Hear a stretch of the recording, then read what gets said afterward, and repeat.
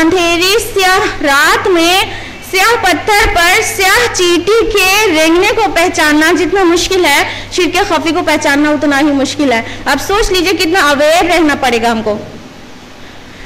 तो शिर्क खफी और जली सबको अच्छी तरह से जानेंगे तो इंशाल्लाह पहचान पाएंगे। अब हम तफसीली गुफ्तगू करेंगे शिर्क अकबर की मुख्तलिफ अक़साम की। शिर्क अकबर को 3 ब्रॉड कैटेगरीज में डिवाइड कर सकते हैं। एक शिर्क फिल ज़ात, दूसरा शिर्क फिल इबादात और तीसरा शिर्क फिल सिफ़ात। शिर्क फिल ज़ात,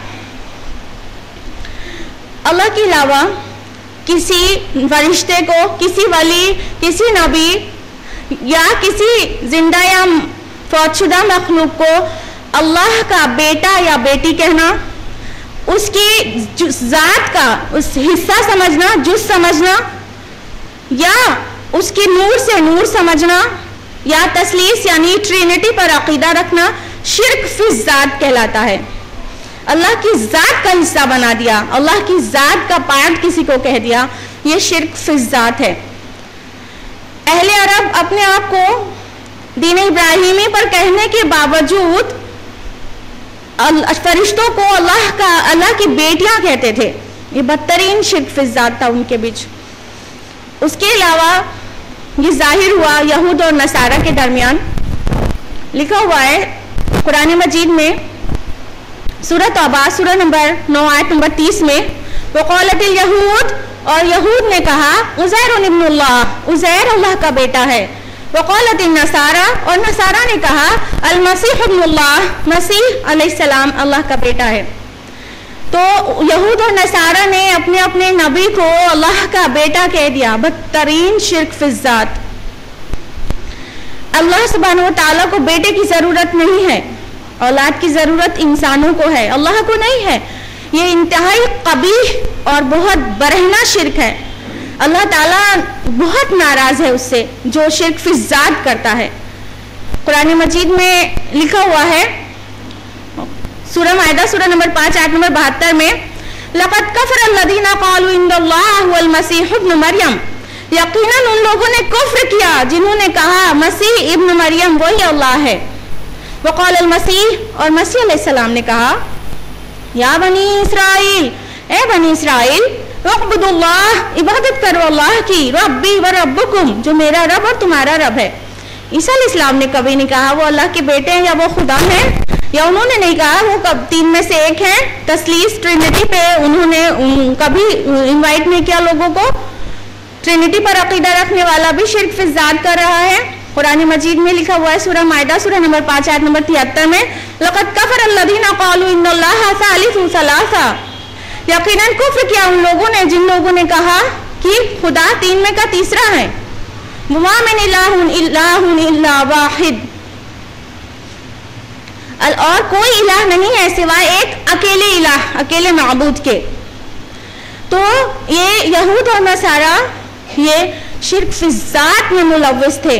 अल्लाह ताला का बेटा और बेटी ठहरा दिया, बेटा बेटी करार दे दिया, और वही अकीदे के साथ आज हमारे बच्चे क्रिश्चियन मिशनरी स्कूल में सलीब के सामने, क्रॉस के सामने प्रेयर्स करते हैं और शिरकिया कलमात जुबान से अदा करते हैं। उसका वबाल उनके वालिदैन को होगा। तो शिर्क फिल ज़ात से बचने की ज़रूरत है कतई तौर पर। इसके अलावा शिर्क फिल ज़ात रूनुमा हुआ सूफिया के मजहब में। बहुत सारे सूफी गुजरे हैं, अभी भी होते हैं। उन लोगों ने कई फलसफे गढ़ लिए, जिनमें से है वहदतुल वजूद, वहदतुल शुहूद और हुलूल का फलसफा। और ये बदतरीन खुला हुआ शिर्क है। वहदतुल वजूद क्या है कि बंदा इबादत और रियाजत के जरिए इस मुकाम पर पहुंच जाता है कि उसको हर चीज में, कायनात की हर चीज में खुदा नजर आने लगता है, यानी वो कायनात की हर चीज को खुदा समझने लगता है। ये वहदतुल वजूद कहलाता है। ये बहुत ज्यादा डिफरेंट नहीं है फिलोसफी पैंथीज्म से। पैंथीज्म जानते हैं, एवरीथिंग इज गॉड, हर एक चीज खुदा है। फारसी में कहते हैं हमओस्त, हर एक चीज खुदा है। मोनोथीज्म, अल्लाह एक है, ایک گاڈ پر بلیو کرنا، پالیتھیزم بہت سارے خداؤں پر یقین کرنا، پینتھیزم ہر ایک چیز کو خدا سمجھ لینا. تو یہ پینتھیزم سے بہت نزدیک ہے وحدت الوجود. اور وحدت الشہود یہ ہے کہ بندہ اور ریاضت کرتا ہے عبادات میں تو فائنلی وہ بندے کی ذات، انسان کی ذات اللہ میں مدغم ہو جاتی ہے. استغفر اللہ، اللہ کی ذات میں مل جاتا ہے اور دونوں ایک ہو جاتے ہیں. یہ فلسفہ کہلاتا ہے وحدت الشہود یا فنا فی اللہ. اور مزید ترقی سے عبادت اور ریاضت میں بندے کا دل اتنا پاک اور صاف ہو جاتا ہے کہ اللہ تعالیٰ اس میں مدغم ہو جاتا ہے. استغفر اللہ، اللہ کی ذات بندے میں مدغم ہو جاتی ہے. یہ فلسفہ کہلاتا ہے حلول. اور اس کو سب سے پہلے کلیم کیا منصور بن حلاج صوفی نے، جو کہ ایران کا تھا، اور نعرہ لگایا انا الحق، میں حق ہوں، میں اللہ ہوں. استغفر اللہ. بستامی نے نعرہ لگایا سبحانی ما اعظم شانی، میں پاک ہوں، میری شان بلند ہے. یہ ہے حلول فلسفہ کہ خدا بندے میں مدغم ہو جاتا ہے، دونوں مل کے ایک ہو جاتے ہیں. دیکھا جائے تو تینوں فلسفوں میں لفظی فرق تھوڑا سا ضرور ہے، لیکن نتیجہ تینوں کا ایک ہی ہے کہ اللہ اور بندہ، اللہ اور انسان دونوں ایک ہیں. اللہ میں انسان، انسان میں اللہ. استغفر اللہ، معاذ اللہ، معاذ اللہ. یہ فلسفی ہر زمانے میں کسی نہ کسی نام سے موجود رہی ہے. اگر آپ ہندوازم کے بارے میں جانتے ہیں تو آپ کو پتہ ہے اوتار واد ہے ان کے وہاں. اوتار واد، اینتھروپومورفزم، تھیوری آف انکارنیشن، کہ God can take human form, خدا انسانی شکل میں آتا ہے. 10 اوتار پہ وہ بلیو کرتے ہیں. اور وہ یہی حلول تو ہے کہ انسان بھی خدا ہو سکتا ہے، خدا انسان کی شکل میں ظاہر ہوتا ہے. استغفر اللہ.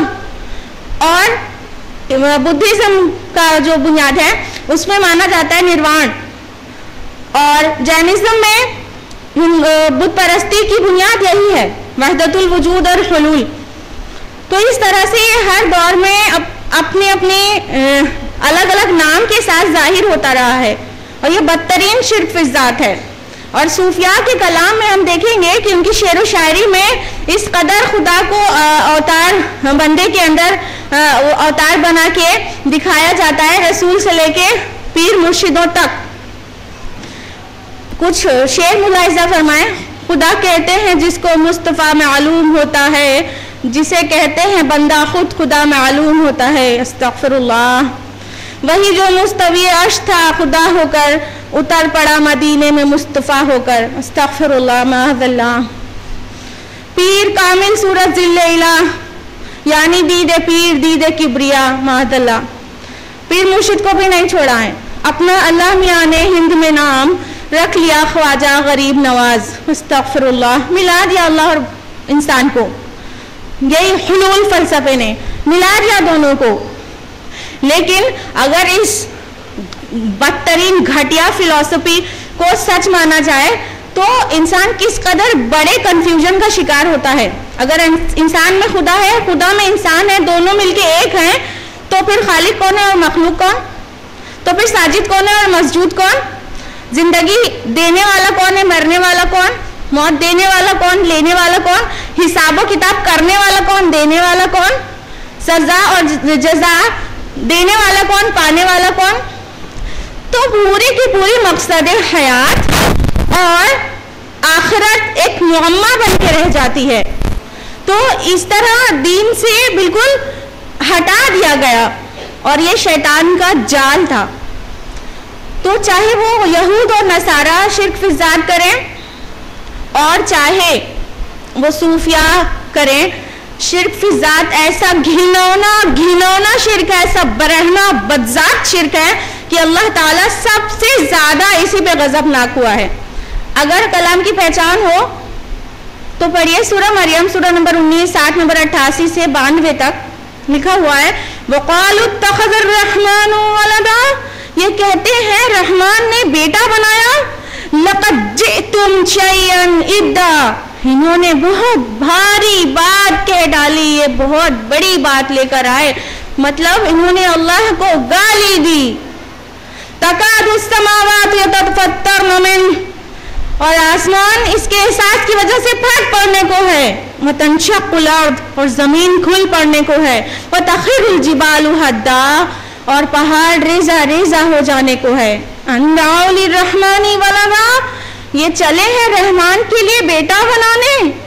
वमा यंबगि लिर्रहमानी अन यत्तखिदा वलदा, और रहमान के शायन शान ही नहीं है कि वो बेटा बनाए।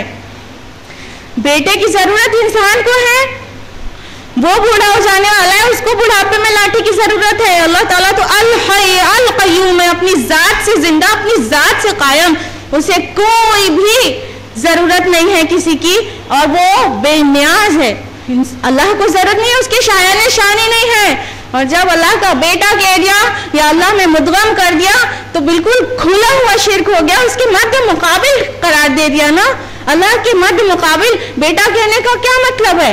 ही राजपूत का बेटा राजपूत होता है, ब्राह्मण का बेटा ब्राह्मण, और पठान का बेटा पठान, बराबर हो गया ना, इक्वालिटी आ गई ना, मध्य मुकाबिल आ गया। ये सबसे बरहना और बुरा शिर्क है। बल्कि शिर्क फिज़ात की नफी करने के लिए सूरह इखलास काफी है, सिर्फ 4 आयतों के साथ। सूरह इखलास सूरह नंबर 112 आयत नंबर 1 से 4 लिखा हुआ है, कुल हुवल्लाहु अहद, कहो कि अल्लाह एक है, ना वो 3 है ना 33 करोड़ है। अल्लाहु समद, वो बेनियाज है, उसको किसी की जरूरत नहीं है। लम यलिद वलम यूलद, ना वो किसी से जना हुआ है ना किसी को जनता है। वलम यकुल लहु कुफुवन अहद, और उसके जैसा कोई भी नहीं है। कोई तशबीह ना दी जाए अल्लाह के साथ, उसके जैसा कोई भी नहीं, उसका हमसर, उसका मध्य मुकाबिल, उसकी जात के जैसा कोई भी नहीं है। और अब हम जानेंगे शिर्क फिल इबादात, यानी इबादतों में शिर्क। अल्लाह ताला ने फरमाया सूरह ज़ारियात सूरह नंबर 51 आयत नंबर 56 में, वमा खलक़तुल जिन्ना वल इंसा इल्ला लियअबुदून, हमने जिन्नों और इंसानों को महज अपनी इबादत के लिए पैदा किया। याद रहे अल्लाह ताला ने अपनी इबादत के लिए पैदा किया है, अपनी इबादत के लिए ताकीद कर दी। सूरह इसरा सूरह नंबर 17 आयत नंबर 23 में अल्लाह ताला ने फरमाया, वक़ज़ा रब्बुका अल्ला तअबुदू इल्ला इय्याह, और आपके रब का कतई फैसला है कि आप किसी की भी इबादत ना करें सिवाय उसके। तो अल्लाह ताला बिल्कुल भी यह चीज पसंद नहीं करता, जायज नहीं रखता कि इबादतों में उसका शरीक किया जाए। इबादत खालिस अल्लाह के लिए बिल्कुल खुलूस के साथ होनी चाहिए। लेकिन हम देखेंगे कि हमारे अराउंड इबादतों में शिर्क भी रूनुमा होता आया है और हो रहा है। इबादतों की कई अक़साम हैं, जैसे जिस्म से की जाने वाली इबादत, जिस्मानी इबादत, माली इबादत, दिली इबादत, और उन सब में शिर्क है। जिस्मानी इबादतों में कई रस्में हैं जो इबादत का जाहिर है, उससे इबादत पता चलती है। जैसे कुनूत हो गया, अदब से खड़े होना, हाथ बांधकर लिटिल बिट झुका कर अपने आप को। कुनूत ये सिर्फ अल्लाह के लिए होना चाहिए, रुकू सुजूद सिर्फ अल्लाह के लिए होना चाहिए। अल्लाह के रसूल सल्लल्लाहु अलैहि वसल्लम की हदीस है, तिरमिज़ी जिल्द नंबर 2 किताबुल अदब पेज नंबर 277। अल्लाह के रसूल सल्लल्लाहु अलैहि वसल्लम फरमाते हैं, जो अपने लिए ये पसंद करे कि उसके सामने लोग बेहिस व हरकत खड़े रहें तस्वीर की तरह, वो अपनी जगह जहन्नम में बना ले। तो जो इंसान अपने लिए खड़ा करवाना पसंद करे इस हालत में कि अदब से झुके हुए हाथ बांधकर, तो ये शिर्क है। ये अदब से खड़ा होना, जैसे नमाज में खड़े होते हैं, ये मरासिम इबादत में से है, इसलिए वो सिर्फ अल्लाह के लिए है, और ये अल्लाह के अलावा किसी के लिए हो तो शिर्क है। रुकू और सुजूद भी फकत अल्लाह के लिए है। अल्लाह ताला ने फरमाया कुरान मजीद में सूरह हज सूरह नंबर 22 आयत नंबर 77 में फरमाया, अल्लाह सुब्हानहू ताला ने, या अय्युहल्लज़ीना आमनू रुक्कू वस्जुदू वअबुदू रब्बकुम वफ़अलुल खैरा लअल्लकुम तुफ़्लिहून। ऐ लोगों जो ईमान लाए हो, अपने रब के लिए रुकू करो, सजदे करो और उसकी इबादत करो ताकि तुम कामयाब हो जाओ।